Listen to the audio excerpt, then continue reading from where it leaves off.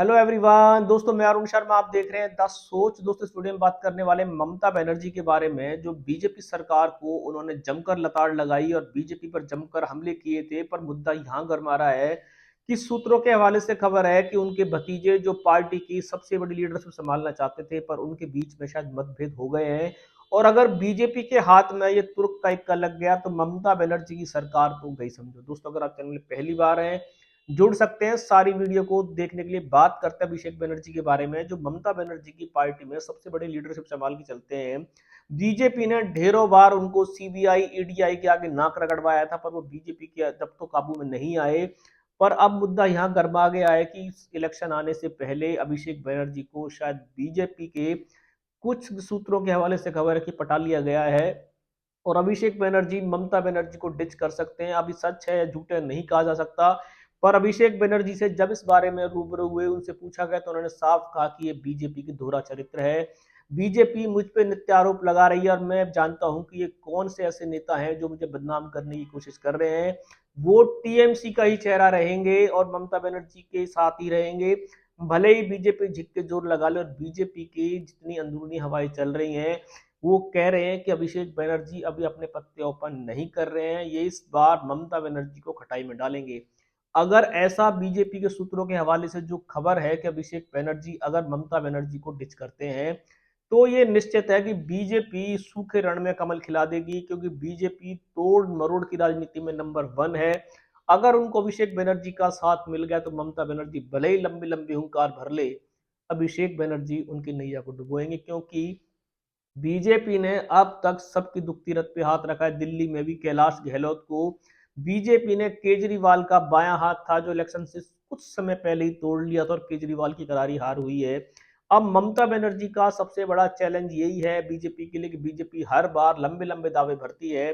मोदी जी लाख रैलियां करते हैं, अमित शाह जी रोज नई रणनीति बनाते हैं, पर ममता बनर्जी के आगे सारे टाइम वाइपिस हो जाते हैं।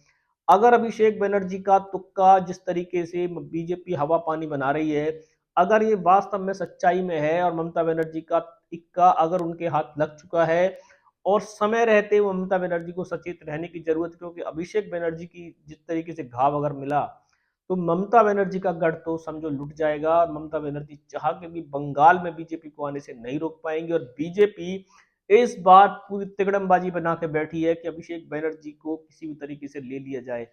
अगर ऐसा नहीं होता तो अभिषेक बनर्जी की ऐसी हवाएं क्यों चली है, सारे सूत्र क्यों ऐसे बोल रहे हैं, और अभिषेक बनर्जी हैं जो ममता बनर्जी को उलझा के रख रहे हैं। वो कह रहे हैं कि नहीं, मैं तो टीएमसी में ही रहूंगा।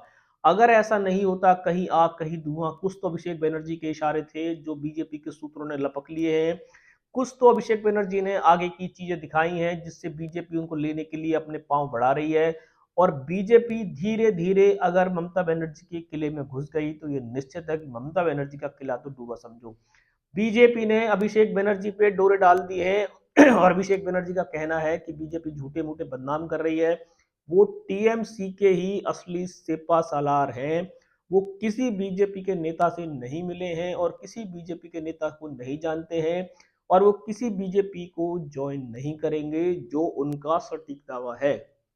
अगर ये दावे में पुख्ता है तो ममता बनर्जी फिर भी बीजेपी से टक्कर ले जाएंगी, और अगर अभिषेक बनर्जी किसी भी रूप में बीजेपी का साथ देते हैं तो ममता बनर्जी का तो समझो खेला होना निश्चित है।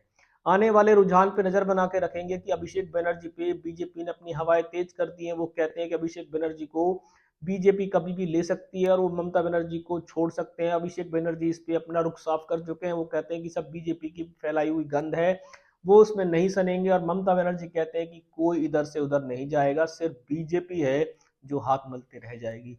इस रुझान पे सटीक विश्लेषण लेके आएंगे कि ममता बनर्जी के दावे वास्तव में पुलिंदा थे या बीजेपी ने उनके किले में कुछ सुराख कर दिया है।